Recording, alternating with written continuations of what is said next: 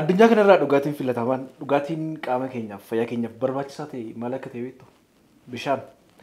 Waa'ee bishaanii ilaalchisee har'a waa'ee bishaanii nu barsiisuu dhufee akka jenne guyyaa tokko dhukkubsataa tokkotu dhufee baadiyyaatti yaalamee dhufe. Ilaalamee mana yaalaa deemee ani kiiloomeetira meeqa qarshii meeqa baasee deemee yaalamee qoricha tokkoo fi lilmee tokkotu naallaatiin bishaan dhugi jedhee naariyanii.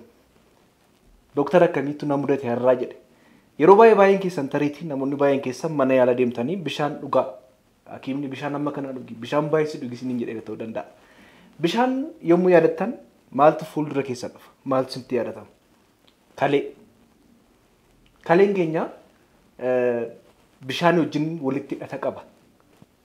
Nagaa isin dagannee akkam jirtu kabajamtoota hordoftoota keenyaa kun sagantaa fayyaa Doktara koo jedhu karaa ETV Afaan Oromoo isin biraan darbu sagantaan fayyaa dhimmoota garaa garaatti kan xiyyeeffatu fayyaa waliigalaa, fayyaa dubartoota ulfaa, fayyaa daa'immanii, sirna nyaataa akkasumas immoo fayyaa wal hormaataatiin kan wal qabatu kan isin biraan ga'u ta'a.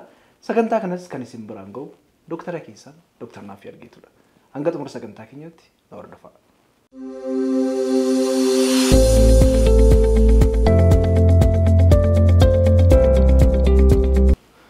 Egaan kabajamtoota hordoftoota keenyaa akkuma jalqabarratti isiniif kaase kalee yommuu jedhamu namni baay'een ni sodaata.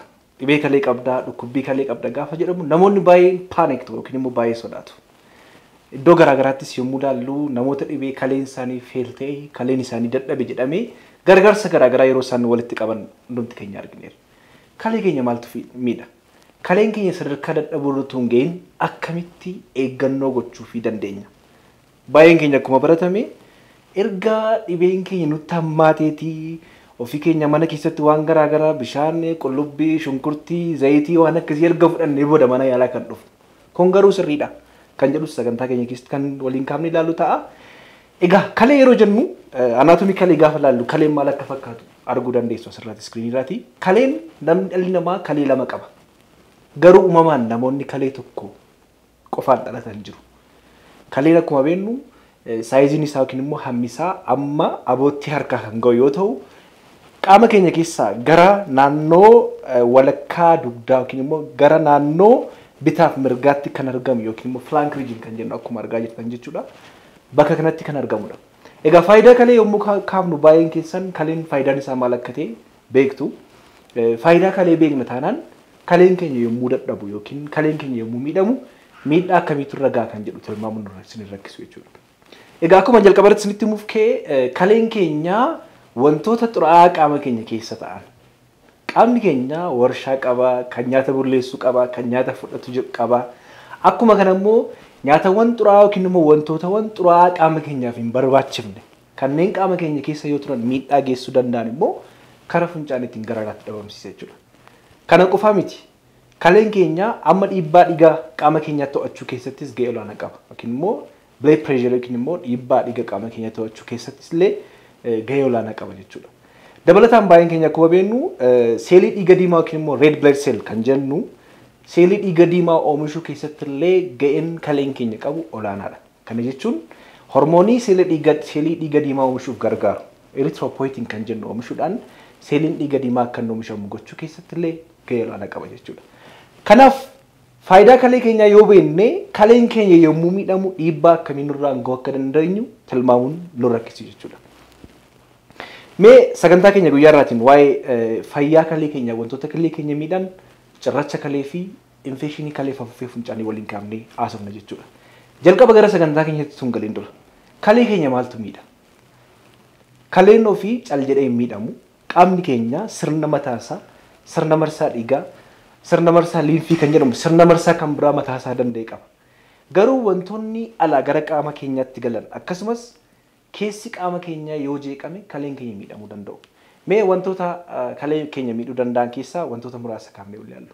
Jalqaba irratti kan kaafnu yeroo baay'ee namoonni dhibee kalee qabaniin soogidda nyaatinaa jenna. Maaliif soogidda nyaatinaa jenna? Soogidda keessatti kan argamu elementiin yookiin niitireentiin soodeemii jedhamu yoo baay'ate soogidda baay'inaan yoo fayyadamne soogidda nyaatinaa jechaa jiru soogidda hedduminaan yookiin immoo ashawoo kan jennu hedduminaan baay'inaan yoo fayyadamne Soodiyemiin kunniin maal gochuu danda'a jechuudha? Kalee keenya irra dhiibbaa geessuu danda'a. Indirectly maal godhaa?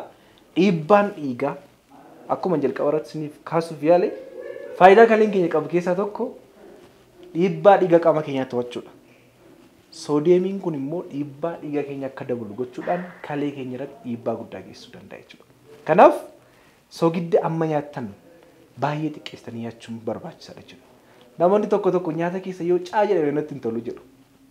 Caasa ta'uu daasa ta'uu garuu soogidda ammasaa xiqqeessanii nyaachuun baay'ee barbaachisaadha jechuudha. Kanaaf kalee keenya irratti miidhaa geessuu danda'a. Qabxiin lammaffaan wantoonni kalee keenya miidhan keessaa tokko bishaan amma barbaachisu dhuguu dhiisuudha. Bishaan jettanii bishaan na yaadachiistanii bishaan dhugnu. Bishaan of biraa qabdu yoo ta'e bishaan buufadhaa namoonni hordofaa jirtanii bishaan dhugaatii filatamaa addunyaa kanaati.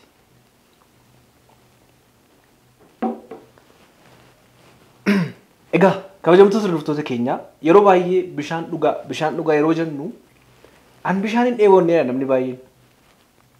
Mucaa tokko riyaa ko tokko beeka bishaan guyyaa lamatti faa guyyaa sadii faa tokko dhuga bishaan burcuqqoo tokko. Maaliif hin dhugduu yeroo jennu hin dheebodhu nan dheebossu yoo hin dheebodhe malee bishaan dhugaa. Namoonni baay'eenis nan dheebodhe bishaan naa kenni siin jedha malee bishaan hin dhuga jedhee sagantaa baafatee hin dhugu. Garuu bishaan gaafa dheebonnu qofa dhuguu qabna. Bishaan gaafa dheebonnu qofa osoo hin taane bishaan qaama keenya waan barbaachisuuf akkuma hundi keenya beennu qaama keenya keessaa parsantiin 70 bishaan. Kanaaf bishaan qaamni keenya baay'ee barbaada. Kaleen keenya, onneen keenya, sammuun keenya illee bishaan barbaada. Wantoonni xuraa'aan fakkeenyaaf nyaata nuti nyaannu nyaata fudhannee yommuu nyaannu nyaanni kun qaama keenya keessa galee dhugaatii nuti dhugnu buna, shaayii ta'uu danda'a, dhugaatii garaagaraas ta'uu danda'a. Wanti nuti nyaannuuf dhugnu qaama keenya keessa erga galee booda end product of metabolism kan jennu jira. Kana jechuun wantoonni xuraawwan kanneen hin barbaachifne qaama keenyaaf hin barbaachifne gara alaatti kan dhabamsiifamu kara kaleetiin.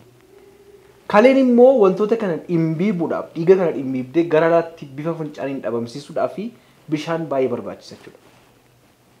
Kanaaf bishaan gaafa dheebonnu qofa osoo hin taane bishaan gahaa ta'e yoo xiqqaate burcuqqoo 6 hanga 8 yookiin liitira 1.5 hanga 2tti dhuguun baay'ee barbaachisaadha.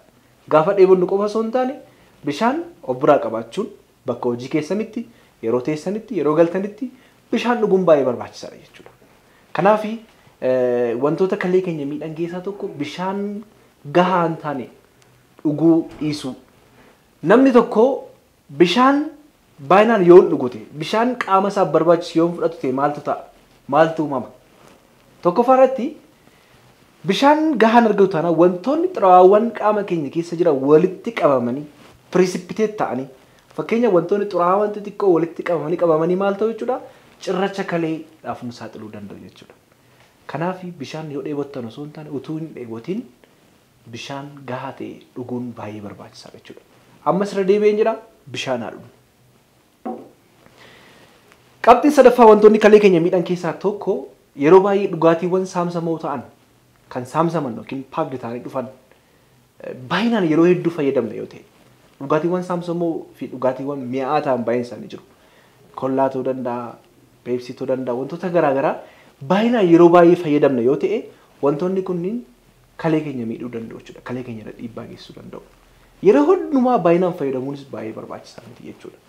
Baay'inaan fakkeenyaaf mana nyaataa deemtanii baay'een keessa yeroo mana nyaataa deemtanii namoonni baay'een dhugaatii yookiin immoo bishaan isaanii fakkeenyaaf kaaffee galee bishaan ajajachuu caalaa namni baay'een dhugaatii lallaafaa yookiin alkoolii fa'aa yoo dhugetti tola. Meenan dheebodhe waan kanaaf jedhee yeroo dhugu jira jechuudha. Kun sirrii miti. Bishaan dheebottanii taanaan bishaan dhuguun baay'ee barbaachisaadha jechuudha. So bishaanumaan wal qabatee dhugaatiiwwan saamsamoo kanneen illee baay'inaan yoo fayyadamnu dhukkubbii kaleef akka isaan nu saaxilan asumarraan isiniif eeruun barbaada jechuudha. Inni kan biraan stressii yookiin immoo hirriba gahaa rafuu dhabuun illee kalee keenya irra dhiibbaa geessisuu danda'a. Alkoolii baay'inaan dhuguu, tamboo haarsuu akkuma beekamu keemikaalonni tamboo keessa jiran ujummoo dhiigaa dhiphisuu keessatti gahee guddaa taphatu. Ujummoo dhiigaa yommuu dhiphatu immoo namni tokko dhiibbaa dhiigaadhaaf akka saaxilamu godha jechuudha. Sababa kanaaf tamboo aarsuu dhugaatii alkoolii kana baay'inaan dhuguun kalee keenya irra dhiibbaa geessisuu danda'a jechuudha. Inni kan biraan sochii qaamaa gochuu dhiisuu. Sochii qaamaa sagantaa'aa ta'ee fi sochii qaamaa dhaabbataa ta'e gochuu dhiisuun kalee keenya irratti dhiibbaa geessisa. Kunis sochii qaamaa yeroo jennu sochii qaamaa dhaabbataaf sagantaa ta'e torbanitti yeroo 5 yoo xiqqaate daqiiqaa 30 gochuun baay'ee barbaachisaadha. Sochii qaamaa yeroo jennu namoonni baay'ee mana jiimii deemanii tokaandoo yookiin wushuu kan jennu kana barachuun gaafatu. Mana keessan keessatti hojjechuu dandeessu, muuziqaa banattanii hojjechuu dandeessu, naannoo mana keessanitti fiiguu, sussukuu, dugdaan ciisanii koo wantoonni garaagaraa jiru. Eksarsaayisonni garaagaraa. Sochiiwwan qaamaa kanneen hojjechuunis baay'ee barbaachisaadha. Furdinni qaamaa garmalees immoo kalee keenya irratti miidhaa geessisuu danda'a jechuudha. Inni kan biraa dhibeewwan garaagaraa kanneen akka dhibeewwan sukkaaraa to'atamuu dadhaban, dhiibbaa dhiigaa yeroo to'atamuu dadhabu. Dabalataan immoo dhibeewwan kan biraa sukkaaraa dhiibbaa dhiigaan dabalatee dhibeewwan dhiigaa like rin dhiigaallee kalee keenya irratti miidhaa geessisuu danda'a jechuudha. Dabalataan namoonni baay'een wantoota mi'aa baay'ee jaallatu. Namni keenya wanta mi'aa ta'e baay'ee jaallatu. Wantoota sukkaaraan baay'ina of keessaa qaban kanneen akka fruuktoosii ta'u sukkaara baay'inaan kan of keessaa qabanii refined sugar kan jennu yeroo baay'ee fayyadamna taanaan kalee keenya irratti miidhaa geessisuu danda'a jechuudha. Akkuma jalqaba jenne nyaatawwan pirootiiniin guutaman jijjiiru baay'inaan heddumina of keessaa qaban yeroo baay'ee fayyadamna yoo ta'e akkasumas immoo wantoota mi'aa ta'an baay'inaan fayyadamna yoo ta'e kalee keenya irratti dhiibbaa geessisuu danda'u jechuudha. Kanaaf kaleen keenya waa'ee kalee yeroo kaafnu dhukkubbii kalee miidhamuu kaleetti immoo deebina. Namoonni baay'een kan beekanii infekshinii kaleef afuuffee funcaanii qabdanaan jedhaniiru mana yaala deemanii. Dabalataan immoo cirracha kalee qabdanaan jedhu. Kun maalirraa kan ka'e dhufa? Maalummaan isaa maali? Namni hiikkaan isaa maal akka ta'e hin beekne jira. Mallattoo isaatii fi maalummaa dhibee kanaa yoo beekne dhibeen kun yommuu irratti mul'atu atattamaan mana yaala deemnee yaalii barbaachisuuf yaalii gahaa argachuu dandeenya jechuudha. Kanaaf amma immoo itti aansuudhaan maal yaala jechuudha? Waa'ee infekshinii kalee fi afuuffee funcaanii akkasumas cirracha kalee waliin ilaala jechuudha. Egaa sagantaa keenya itti fufnaa. Hangasittuu bishaan simbira jira taanaan bishaan keessan dhugaa itti fufaadhu egaa.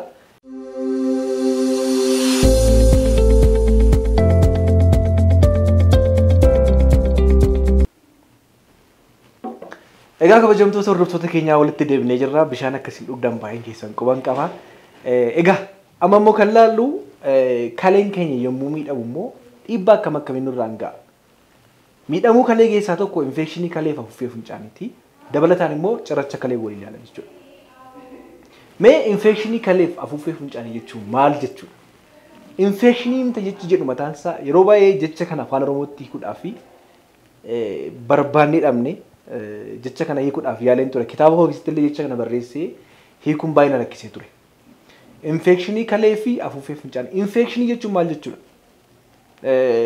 Kulkula kan jedhu akka inflaameshiniitti madaa'utti fudhannee kulkula kalee fi afuuffee funcaanii jennees fudhachuu dandeenya. Garuu infekshinii jennee namoonni baay'een kan beekanii infekshiniitti beeku waan ta'eef infekshinii kalee fi afuuffee funcaanii kan jedhu walii ilala jechuudha. Kanaaf infekshinii kalee fi afuuffee funcaanii yeroo jennu maal jechuu keenyadha? Egaa wantoonni garaagaraa infekshinii yeroo jennu maayikiroo-orgaanizim kan jennu yookiin immoo wantoonni ilbiisonni ijaan hin argamne kanneen akka baakteeriyaa ta'uu danda'u, fangasii ta'uu danda'u, vaayirasii ta'uu danda'u jechuudha. Wantoonni kunniin gara alaatiin kallattii garaagaraatiin qilleensaan ta'uu danda'u, dhiigaan ta'uu danda'u, karaa nyaataa ta'uu danda'u, wantoota xuraa'aa wajjiniin ta'uu danda'u yommuu isaan qaama keenya keessa galan akkuma beekamu qaamni keenya maloota ittiin dhukkuba ofirraa ittisu yookiin immoo dhibeewwan yommuu isaan dhufan ofirraa ittisu yookiin wantoonni horma ta'an yookiin immoo wantoonni alagaa ta'anii qaama keenya miidhuudhaaf dhufan baakteeriyaa ta'u, fangasii ta'u kanneen qaama keenya irraa ittiin rukutan yookiin immoo sooljarii yookiin immoo wattaaddaroota yookiin immoo loltoota jajjabaa qaba jechuudha. Kunniin maal jedhamu? Immune system jedhama. Keessattuu seeloonni dhiiga adii wantoota kanneen qaama keenya baakteeriyaa ajjeesuu irratti baakteeriyaa yookiin vaayirasii qaama keenya miidhuu dhufan erga arganii booda isaaniin rukutuu irratti muuxannoo yeroo dheeraa qabu jechuudha. Garuu yeroo takka takka baakteeriyaan kunniin yookiin vaayirasiiwwan kunniin yeroo humna loltummaa qaama keenyaan ol ta'an maal godhu jechuudha? Qaama keenya irratti dhaqanii miidhaa geessisuu danda'u. Kalee keenya yoo dhaqan infekshinii kalee fiduu danda'u. Gara gurraa yoo dhaqan infekshinii gurraa yookiin immoo ispeeshaalii keessoo gurraa otaayitis miidiyaa kan jennu fiduu danda'u. Akkasumas immoo gara sammuu keenyaas deemanii gara onnee keenyaas deemanii kutaawwan qaama keenya garaagaraatti faca'uun infekshinii himu jechuudha. Gabaabadhumatti yommuu isiniif ibsu infekshinii jechuun kana jechuudha. Infekshinii kalee fi afuuffee funcaanii yeroo jennu kaleen keenya yookiin immoo Akkuma beekamu afuuffee funcaanii kan jennu maali? Afuuffee yeroo jedhamu baay'een keessan beektu akkuma argaa jirtan kaleen gama bitaaf mirgaatiin jira. Kaleen bitaatii fi kaleen mirgaa jechuudha. Kalee bitaarraatii funcaan yookiin wantoonni xuraa'aan gadhiifaman ujummoo qallaa gaddeemu kan argaa jirtu ujummoo qallaa kam. Ujummoon qallaa kun ujummoo qallaa qunnamsiistuu kaleetiif afuuffee funcaanii keessa deemuudhaani gara maalii deemu jechuudha? Gara wanta geengoo fakkaattu kana maalidha kuni? Afuuffee funcaanii yookiin bladder kan jennu jechuudha. Funcaanni kaleen keenya qopheesse. Funcaanni kaleedhaan qophaa'ee yookiin wantoonni xuraa'aan kaleedhaan qophaa'anii gara alaatti dhabamsiifamuu qabu jedhaman ujummoo qallaa kana keessa deemuudhaani yeroodhaaf eessa keessatti kuufamu jechuudha akka taankeriiti.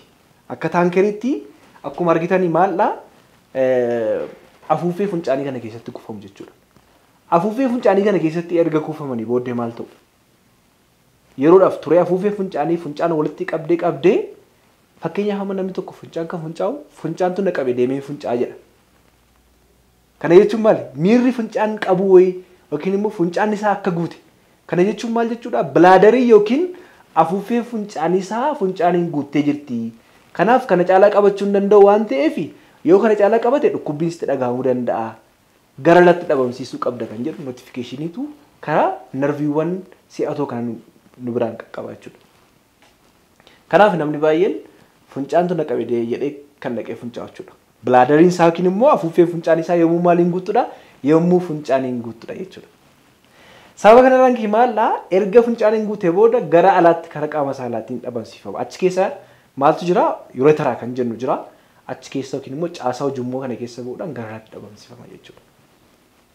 Kanaaf infekshinii kalee afuuffee funcaanii yeroo jennu maal jechuu keenyadha? Kaleen keenya baakteeriyaa yookiin vaayirasiin karaa garaa garaatiin qaama keenya seenee yeroonni gara afuuffee funcaanii dhufee infekshinii afuuffee funcaanii yookiin immoo siistaayitis kan jennu yeroo fidu dabalataan immoo gara kalee deemuudhaan infekshinii kalee yeroo fidu jechuudha. Keessatti yeroo baay'ee baakteeriyaan infekshinii baay'ee koomanidha. Maaltu infekshinii kana fide? Eessarraan dhufu yoo jennee ilaalle infekshiniiwwan kunniin yookiin immoo baakteeriyaawwan kunniin kan isaan galanii eessarraan dhufanii galu? Dhiiga keessaan dhufanii danda'u. Qaamni keenya biraa yoo miidhame fakkeenyaaf qaamni keenya biraa infekt yoo ta'e karaa sanarraati gara kaleetti deemuu danda'u. Sepsis kan jennu baakteeriyaan dhiiga keessa faca'ee gara kutaa qaama keenya garaa garaa deemuu danda'a. Wantoota xuraa'aa ta'an karaa sagaraallee ol dhufuu danda'u jechuudha baakteeriyaawwan kunniin. So gabaabadhumatti infekshinii kalee afuuffee funcaanii jechuun kanadha. Mee infekshinii kalee afuuffee funcaaniif maaltu nama saaxila? Namni tokko infekshinii kalee afuuffee funcaaniin qabamuu kan danda'u yoo maal ta'edha? Hubadhaa. Infekshiniin kalee afuuffee funcaanii yaalii gahaa hin arganne hanga sadarkaa kaleen dadhabuutti geessuu danda'a. Kaleen feel gochuuti jechuudha. Kanaaf wantoota infekshinii kalee fi afuuffee funcaanii nutti dhufan beekuun wantoota kana jalaa ooluudhaaf nu gargaara jechuudha. Infekshinii kalee afuuffee funcaanii maaltu nutti fida? Tokkoffaarratti keessattuu dubartootaaf wanti kun shamarraniif. Namoonni dhuma laallata dhiiras dubartootas laallata. Funcaan yeroo dheeraadhaaf utuun funcaayin qabatanii turu. Jalqaba irratti akkuma isin jedhe maaliin jedhe funcaanni kalee keessaa dhimbifamee wantoonni xuraa'aan kalee keessaati hin barbaachisan jedhamee gara alatti dhabamsiifamuudhaaf kaleen gadi buuse afuuffee funcaanii keessa deemuudhaan kuufamu. Afuuffee funcaanii keessa yommuu kuufamanitti yeroodhaaf turanii afuuffee funcaanii yeroo guututti gara alaatti dhabamsiifamuudhaaf saayinii nuuf kenna. Keessattuu rakkisaadha. Dhiironni dhaabatanii funcaa'uu danda'u bakka garaa garaatti. Shamarran iddoo mijataa yoo hin arganne baay'ee rakkisaadha. Baay'ee ulfaataadha. Sababii kanaaf funcaan qabatanii yeroo dheeraa turu. Funcaan qabatanii yeroo dheeraadhaaf utuu isaan qabu utuu isaan mudduu yeroo dheeraa turu. Dabalataan immoo namoonnis dhiironnis immoo hojii isinitti baay'achuudhaan kan ka'e yookiin immoo sagantaa garaa garaa irratti hirmaachuudhaan kan ka'e funcaan gar malee isin qabee yeroo dheeraa yeroo turtanii xuraa'aadha. Hubadhaa. Fakkeenya tokko isinii kaasa. Naannoo keenya baay'een keessan haala naannoo keessan irraa beekuu dandeessu. Wantoonni xuraa'aan tokko bohii keessatti walitti qabamee fakkeenyaaf lolaa jiru. Lolaan xuraa'aan tokko yoo ture yeroo dheeraa yoo ture maal hora? Busaan fachi keessatti wal horti, baakteeriyaan garaa garaa achi keessatti wal horu. Maaliif jarri kunniin bakka xuraa'aa jaallatu waan ta'eef. Akkuma kana funcaan yeroo dheeraadhaaf qabatanii yeroo turtan yeroo funcaanni kun turutti baakteeriyaawwan bakka xuraa'aa jaallatu waan ta'eef bakka kana keessatti baakteeriyaan akka wal horaniif akka isaan achi keessatti guddataniif akka isaan achi keessa jiraataniif haala mijeessaa jira jechuudha. Yeroo kana maal ta'a? Yeroo kanatti baakteeriyaan wal horuudhaan infekshinii afuuffee funcaaniidhaaf akka saaxilamnu godha. Akkuma kana immoo dabalataan funcaanni kunniin akka inni ol deebi'u godha. Gara kaleetti akka inni ol deebi'u gochuudhaan kalee keenya irratti illee miidhaa geessisuu danda'a jechuudha. Kanaaf funcaan yeroo dheeraadhaaf qabatanii turinaa. Akka mallattoon funcaanii isinitti dhufeen funcaa. Tokko kana. Lammaffaa bishaan dhuguu dhiisuu jalqabarratti dubbadheera waa'ee bishaanii. Faayidaan bishaanii.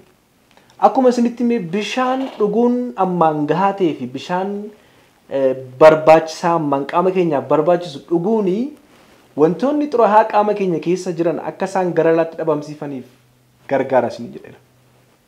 Wantoonni xuraa'aan kunniin yommuu walitti qabaman maal ta'u cirracha kalee nama saaxilu. Cirrachi kalee immoo maal ta'a? Cirrachi kalee ujummoo cufuu danda'a. Ujummoo funcaanii cufuu danda'a. Yeroo kana funcaanni akka inni kuufamu gochuudhaan bakka tokkotti akka inni kuufamu gochuudhaaf infekshinii kaleedhaaf uffee funcaanii nu saaxiluu danda'a jechuudha.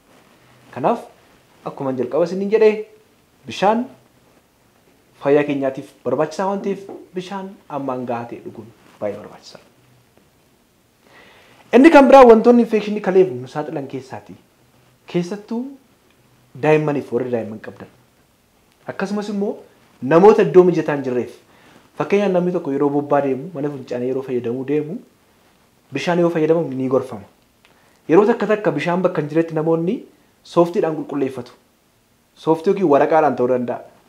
Sooftiin hin jiraatan taanaan waraqatuma mana keessaa buqqifatanii deemanii namoonni tokko tokko ittiin qulqulleeffachuu danda'u. Naannoo sagaraa isaanii qulqulleeffachuu danda'u. Keessattuu dubartootaa fi daa'imman irratti yeroo mana funcaanii deemtan yoo bishaan dhabdanii tarii sooftii yookiin immoo waraqatuma wantoota garaagaraa ittiin sagaraa keessan qulqulleeffatan fayyadamtu taanaan yeroo qulqulleeffatan akkuma argaa jirtan suuraa irratti kamtu sirriidha kamtu sirrii miti kan jedhu dudduubaatti gara fuulduraatti osoo hin taane keessattuu daa'imman keessan shaakalchiisuu qabdu. Yeroo qulqulleeffatanii dhiqachuu wallaaluu danda'u waan ta'eef dudduubaatti gara fuulduraatti qulqulleeffachuu xaragachuu yookiin haxaachuu osoo hin taane fuulduraatti gara dudduubaatti. Maaliif bilaadarii yookiin immoo afuuffee funcaanii yookiin immoo funcaan gara irratti kan dhabamsiistu keessattuu dubartoota irratti kun baay'inaan ijoollee durbaa irratti qaawwi isaanii qaawwii funcaan gara irratti dhabamsiistu fi naannoo sagaraa walitti dhiyoo waan ta'eef xuraawwan gara sana galuu danda'u. Baakteeriyaan garaagaraa baakteeriyaawwan naannoo sagaraa jiran yookiin immoo udaan keessa jiranii dhufanii gara maalitti seenuu danda'u jechuudha. Karaa qaawwa sanaa gara afuuffee funcaanii seenuu danda'u jechuudha. Kanaaf haala kanaan illee fayyadamuun baay'ee barbaachisaadha jechuudha. Wantoonni kun wantoota salphoo fakkaatu garuu wantoota yeroo ruutinii yeroo baay'ee hojjetaman garuu rakkoo kanaaf nama saaxilu jechuudha. Dabalataan wantoonni infekshinii kalee afuuffee funcaanii nama saaxilan keessaa tokko ijoollee dhiiraatiif keessattuu namoota dhagna hin qaban yookiin immoo namoota dhagni isaanii dhiironni dhagna muran dubartoota osoo hin taane ijoollee dhiiraati. Kana jechuun ispeeshaalii egaa aadaa keenya keessattis dhiirri tokko yommuu dhalatu dhagna hin qabata. Bakka garaagaraatti dhiironni dhagna hin qabanne baay'een isaanii jiru yookiin immoo dhagna muranne baay'een isaanii jiru. Akkuma beekamu gogaa qaama saalarra kan jiru qaama caaffii yookiin immoo fiixee qaama saalaa dhiiraa irratti kan argamu gogaa sana keessa jala baakteeriyaawwan jiran baay'eedha. Kanaaf baakteeriyaawwan kunniin iddoodhaa ka'anii gara qaama saalaa keessa seenuudhaan amma naannoo afuuffee funcaaniitti deemuu danda'u. Yeroo taraa kan jennu keessa deemuudhaan jechuudha. Kan isin dhibu namoonni dhagna hin qabanne namoota dhagna qabatan caalaa harka 8 carraa infekshinii kalee afuuffee funcaaniif saaxilamuudha. Dabalataan even carraa HIVdhaaf saaxilamuudhaaf carraa isaan qaban illee namoota kaan irratti ol kaa'e jechuudha. Kanaaf ijoollee keessan dhagna qabsiisuun gaariidha. Namoonni gurguddaan dhagna qaban yoo jiraatanis immoo deemtanii dhagna qabachuun hin gorfama jechuudha. Dabalataan wantoonni infekshinii kalee afuuffee funcaaniitti fidanii uffata jalaa yookiin immoo paantii baay'ee taayite uffachuudhaan yeroo dheeraa turu karaa dheeraa deemuun illee ho'ina qaama naannoo sanaan dabalaa xuraa'aan naannoo sanatti dafqa akka walitti qabamu gochuu danda'a. Kun infekshinii kalee afuuffee funcaanii nama saaxilu keessatti illee gahee guddaa taphata jechuudha. Inni kan biraa qulqullina keessattuu shamarraniif qulqullina naannoo qaama saalaa, naannoo bubbuu, naannoo sagaraa kanneen sirriitti qulqulleeffachuuf qulqullina isaa eeguun baay'ee barbaachisaadha. Kuni carraan infekshinii kaleedhaaf yookiin immoo infekshinii afuuffee funcaanii nama saaxilu isaa guddaa waan ta'eef kanallee qulqullina isaa eeggachuun baay'ee barbaachisaadha jechuudha. Bishaan dhuguun. Kan biraa wantoonni infekshinii kalee fuuffee funcaanii nama saaxilan keessaa kanneen dhibee sukkaaraa namoonni dhibee sukkaaraa qaban immunitiin isaanii yookiin immoo dandeettiin dhukkuba ofirraa dhorkuu qaama isaanii baay'ee gadi bu'aa waan ta'eef carraan infekshinii kaleedhaaf yookiin immoo fuuffee funcaanii saaxilamuu isaanii namoota kaan irratti baay'ee ol kaa'e jechuudha. Inni kan biraa yeroo ulfaa ispeeshaali dubartoonni ulfaa carraan infekshinii kalee fuuffee funcaanii saaxilamuu isaaniillee namoota kaan irraa ol kaa'adha. Keessattuu dubartoota ulfaa irratti wanta dubbachuu barbaadu mallattoo qabaatanis dhiisinis qorannoon hin godhamaaf. Maaliif? Keeziin asymptomatic bacteria jedhamu jira. Kana jechuun maal jechuudha? Dubartoonni mallattoo hin qaban garuu infekshiniin kalee yookiin fuuffee funcaanii saaxilamanii kan jiru. Maaliin argama? Laaboraatooriidhaan argama jechuudha. Kalchariin ta'uu danda'a akkasumas immoo funcaan irraa fuudhuudhaan ilaalamee argama jechuudha. Kanaaf dubartoonni yeroo baay'ee ANC follow-upidhaaf yookiin immoo hordoffii ulfuudhaaf yeroo isaan mana yaalaa dhufanii yeroo baay'ee maaltu nu mudata hordoffiidhaaf dhufanii maaliif dhufu hordoffiif yeroo dhufanii bakka qorichumaaf lilmee qofa kittibaatii qofa fudhatanii waan deebiin itti fakkaata yookiin talaallii qofa fudhatanii waan deebiin itti fakkaata. Guyyaa tokko funcaanii dhiiga kennii kottannaa maal nan dhukkubne utuu nan dhukkubin akkamitti funcaan kennaa jedhanii kan dubbatan jiru. Garuu akkuma jalqaba sanitti muuf kaasee asymptomatic bacteria kan jennu yookiin immoo infekshiniin kalee fuuffee funcaanii kan mallattoo hin qabne dubartoota ulfaa irratti mul'ata yeroo baay'ee. Kun immoo kan agarsiisu laaboraatooriidhaan qoratamee bira ga'ama waan ta'eef kanaaf qorannoon akkasii yoo isiniif kenname baay'ee bitaa isinitti galuu akka hin qabne asumaan isin hubachiisuun barbaada jechuudha. Malee ittiin qarshii argachuudhaaf yookiin immoo qarshii ittiin daldaluudhaaf godhan miti isin jechuun barbaada. Mee egaa infekshiniin kalee fuuffee funcaanii maal akka ta'e bal'inaan ilaalleerra. Ittaan sun immoo maal ilaalla? Mallattoon isaa maali? Dooktar amma ammaatti egaa wantoonni infekshinii kalee fuuffee funcaanii maal akka ta'e nu barsiifteetta. Akkamitti immoo mallattoo kana ofirratti beeknee mallattoo kana yoo ofirratti beekne immoo mana yaalaa dhufuu dandeenya. Hubadhaa. Namoonni baay'een mallattoo kana yoo ofirratti arganii callisanii deemanii qoricha dhaqanii qoricha qorraa, qoricha mataa dhukkubbii, qoricha kalee jedhanii kan isin dhibu suuqii afaarraatti illee namoonni gurguran jiru. Kun dogoggora guddaadha.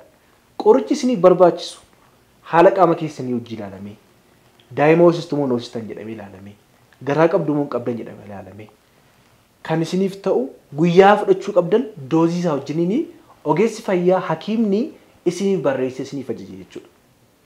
Kanaaf utuu kana fudhatiin dura mallattoo isaa akkamitti ofirratti beekuu qabdu kan jedhuufi tokkoffaa mallattoo akkamii qaba?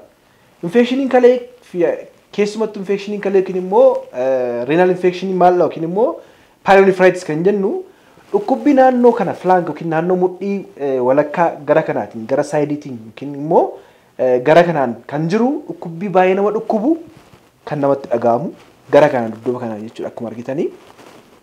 Dabalataan immoo maalla dhukkubbii kana qofa osoo hin taane keessattuu immoo infekshinii afuufee funcaanii yoo ta'e dhukkubbiin handhuuraa gadi dhukkubbiin handhuuraa gadi supraapubic pain kan jedhu jira.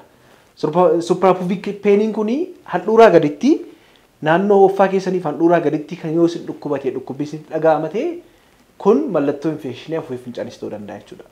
Kan biraanoo funcaan amma dafee kan kanaan duraa irraatti dafee isin funcaasisu. Hubadhaa garuu bishaan gara malee dhuganii immoo yookiin immoo alkoolii gara malee dhuganii amma saddeebi'an kana miti. Funcaan normaaliituma fayyadamaa jirtanii akkuma kanaan duraatti jiraachaa jirtanii funcaan amma dafee isin mudda yoo ta'e urinary frequency kan jennu kun mallattoo isaati jechuudha. Inni kan biraan funcaan yeroo funcooftan akka madaatti keessaa isin dhukkubu. Yeroo funcaan funcooftan qaama saalaa keessan keessaatii akka madaatti isin dhukkubu yookiin immoo madaan dhukkubbii isinitti dhaga'amu. Dysuria kan jennu jechuudha. Kunillee mallattoo isaati jechuudha. Dabalataan daa'imman irratti ho'ina qaamaa illee itti fiduu danda'a. Ho'ina qaamaa dabalataatti fiduu danda'a. Daa'imman xixiqqoo irratti yeroo baay'ee rakkisaadha amma dubbatachuu danda'a waan ta'eef akkamitti beekuu dandeenya daa'imman xixiqqoo irratti kan jedhuu fi yeroo funcaan ni boo'u yoo ta'e yeroo noormaalii mataa'anii utuma taphatanii yeroo funcaanii baay'ee boo'u yoo ta'e miila isaanii facaasanii harka isaanii facaasanii boo'u yoo ta'e funcaan isaanii gubaa jira jechuudha. Kana jechuun mallattoo infekshinii kalee kun afuufee funcaanii ta'uu danda'a. Ho'inni qaama dabalu nama hoqqisiisuu illee danda'a. Nama haqqisiisuu naawuziyaa yookiin immoo nama balaqqamsiisuudhaaf yookiin nama haqqisiisuudhaaf yaaluu nama haqqisiisuu mallattoon kun yommuu isaan namarratti mul'atan kanneen nama jenne wajjin jechuudha. Dabalataan funcaan namaa diimachuu yookiin funcaan nama foolii kennu yookiin kalariin isaa illee jijjiiramu. Kalarii kanaan dura beektan irraatti bishaan gahaa dhugaa kalariin isaa yoo jijjiirame mallattoo isaas ta'uu danda'a jechuudha. Dabalataan hammi funcaan illee hir'achuu mala yeroo takka baay'ee dhibeen kun baay'ee complicated yeroo ta'a adeemutti hammi funcaan funcooftanii illee xiqqaachuu danda'a. Kanaaf mallattoo akkasii ofirratti argitanii mallattoowwan kunniin mallattoo infekshinii kaleef uffee funcaanii ta'uu waan maluu fi mana yaalaa dhuftanii ilaalamuun yookiin qoratamuun baay'ee barbaachisaadha. Mana yaalaa yeroo dhuftanitti qorannoon garaagaraa isiniif godhama. Qorannoon barbaachisaa ta'e isiniif godhama. Qorannoo sana irratti hundaa'uudhaan qoricha barbaachisu guyyaa isaa wajjiniin. Rakkinni nama keenyaa baay'een isaa tokko isinitti hima. Qoricha guyyaa torbaaf yeroo barreessinu baakteeriyaan kun guutummaatti damassasamuudhaaf yookiin dhabamuudhaaf yookiin immoo baakteeriyaan kun barbadaa'uudhaaf guyyaa torbatti fudhata jechuudha. Namoonni baay'een guyyaa lama fudhatanii mallattoon isaa dhaabbata, kaleen dhukkubuu irraa dhaabbata, fincaanni gubuun irraa dhaabbata, fayyeera jedhanii qoricha isaanii facaasanii gatu. Kun ta'uu hin qabu. Kana jechuun baakteeriyaa gaggabsitanii kuffistanii utuun hin du'in, utuun lubbuu keessaan baasin biraa deemuu jechuudha. Baakteeriyaan kun yeroo eeggate qassadhee ol ka'ee bayyannatee okkoluu irraati gaafa of galu ka'ee deebi'ee lola isaa isinitti banuu danda'a jechuudha. Kanaaf qoricha ogeessi fayyaa isiniif ajaju, qoricha dooktarri isiniif ajaju yeroo isaa wajjiniin guyyaa isaa wajjiniin fudhachuun baay'ee barbaachisaadha jechuudha. Kanaaf qorichi isiniif kennamaa yoo barbaachisaa ta'e yeroo takka iddarraanis kennamuu danda'a qorichi. Kanaaf yaaliin isaa kana fakkaata jechuudha. Mee gara xumuraatti maal ilaallaa? Cirracha kaleeti. Cirracha kalee wajjiniin cirracha kalee wal qabatee qoosaa abbaa lataa lubbuu isaanii amaaru malee waan isaan kanaan dura jedhan tokko yaadadhe viidiyoo isaanii dhaggeeffannee walitti adeemna. Maal dubbatu miti malee waan barri fide maal dubbatu miti danda'uudha malee. Maal nutti mikaa waan ta'e waan dhugumaa namni namaaf qorichumaa jedhama. Maaloo dhalanii mala yaalaa sana dhaqu na ilaalanii ol fuudhanii gadi fuudhanii hunda na gaafatanii ilaalchisnu. Tole. Cirracha si keessatti argamee naan jedhe. Gibeedha moo hawaasni moo waameedha moo gaannaaleedha kana keessa kami ati kan waldaadha gurmaanii fatteeniif dhagaanii si keessatti argamani. Maal jedhana kan akkasina godhine wallaaleeyyan. Maanni. Bishaanin naa waraabdu. Qalalluu waraabdu. Cirracha wajjii wal batti macheennaa ishii cirracha sana waraabdu. Cirracha sana nan dhugee garaa koo keessatti walitti qabatee shidha. Lakkisaa rabbi sodaadha. Ani qulqulluma isaa waraabaati. Ani akkamittan cirracha wanii waraaba. Laga harbuu dhiisee laga qassaati deemee waraabaa mini qulqulluusa.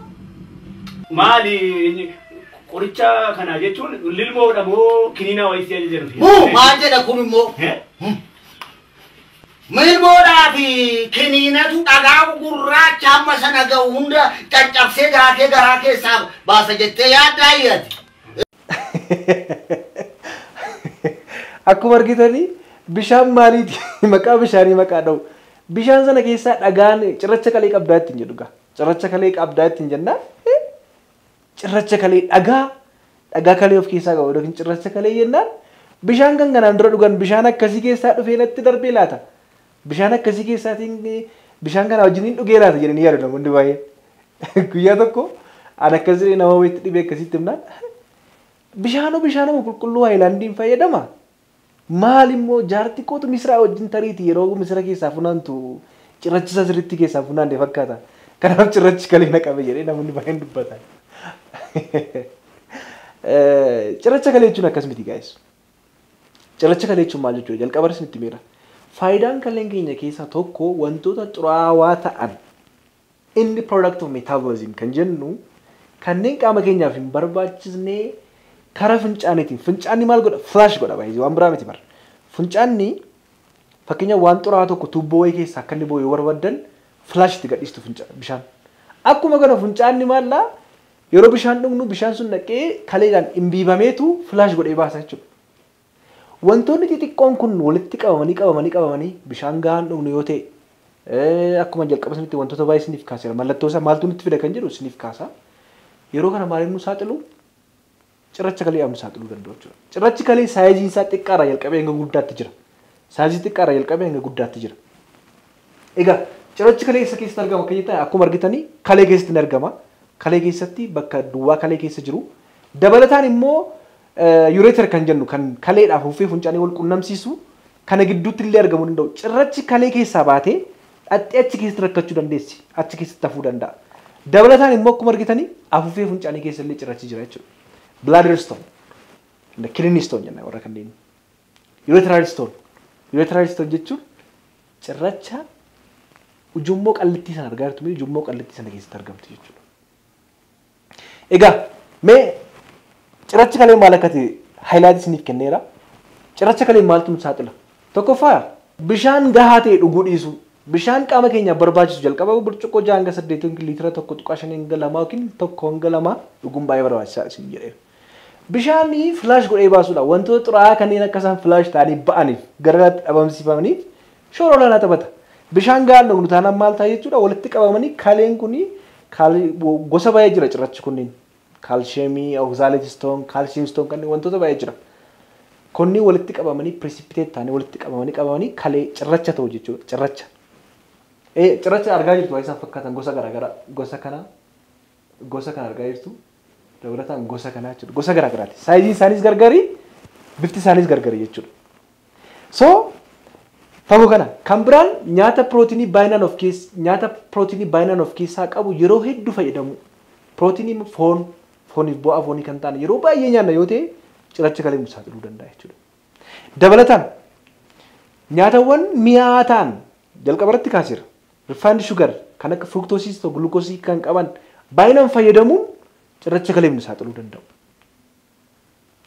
Soogidda baay'inaan nyaachuun illee rakkoo kanaan nu saaxiluu danda'u. Dabalataan wantoonni cirracha kalee nu saaxilan keessaa tokko soogidda baay'inaan fayyadamuu jedhee isinii kaase. Soogiddi baay'ee infekshinii kaleefis nu saaxila, cirracha kaleefis nu saaxila jechuudha. Ulfaatina qaamaa garmalee ol ka'aa qabaachuunis immoo cirracha kaleedhaaf nu saaxila jechuudha. Kanaaf ulfaatina qaamaa sagantaa fi ulfaatina qaamaa normaal ta'e qabaachuunis baay'ee barbaachisaadha jechuudha. Dhugaatiiwwan saamsamoo ta'an jalqaba irratti isiniif kaaseera kanneen akka kollaa fa'aa kanneen kan biraa baay'inaan fayyadamuun yeroo hedduu namoonni baay'een deelii guyyaatti 2-3 kan dhugan jiru. Kun hin gorfamu. Maaliif rikaman hin gonuuti wantoota kanneen illee hir'isuun baay'ee barbaachisaadha jechuudha. Cuunfaa appilii yeroo baay'ee fayyadamuunis rakkoo kanaan nu saaxiluu danda'a. Fi kan kana fakkaatan rakkoowwan jalqaba irratti kaafne kunniin cirracha kaleedhaaf akka saaxilamnu gochuu danda'u jechuudha. Kanaaf wantoota kanneen irraa of eeggachuun gaariidha. Mee mallattoon cirracha kalee maalidha kan jedhuu fi cirrachi kalee mallattoo akkamii agarsiisa? Ispeeshaalii kalee keessa yoo jira yoo ta'e cirrachi kun maal isa akkuma jalqaba isinitti mee cirrachi kun baheetu kalee keessaa bahee gara ujummoo ureter kan jedhu keessa deemuun gara afuufee funcaanitti darbuu danda'a. Kanaaf dhukkubbiin naannoo kanaati dugda gara duubaatti jalqabee hanga naannoo qaamaa saalaatti sin dhukkubu sin adoodu mallattoo isaa ta'uu mala.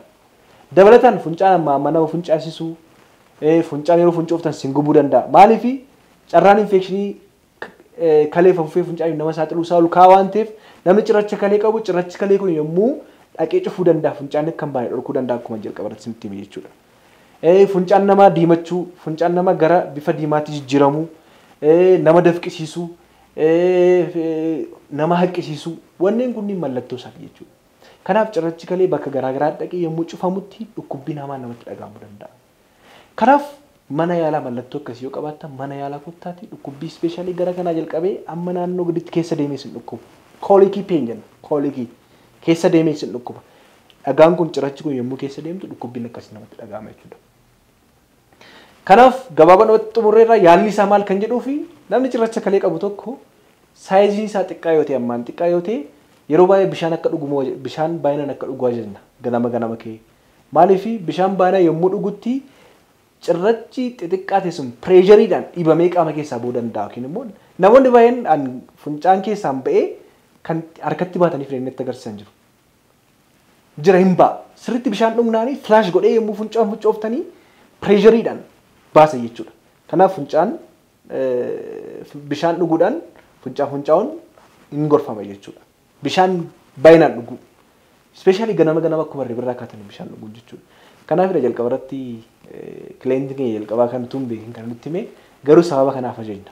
Dhukkubbii yoo qabate dawaa dhukkubbii kennuufii danda'e. Dabalataan liitootiripsii kan jennu jira. Yaaliin isaa maashinii yookiin saawund weeviidha. Weevii sagaleeti akka inni caccabsu godha. Irra kaa'ama akka inni caccabsu gochuudhaan funcaan keessan akka dhaabamsiifamu gochuu danda'a. Inni kan biraa yaalii baqaqsanii yaaluu gochuudhaan hin ba'a jechuudha.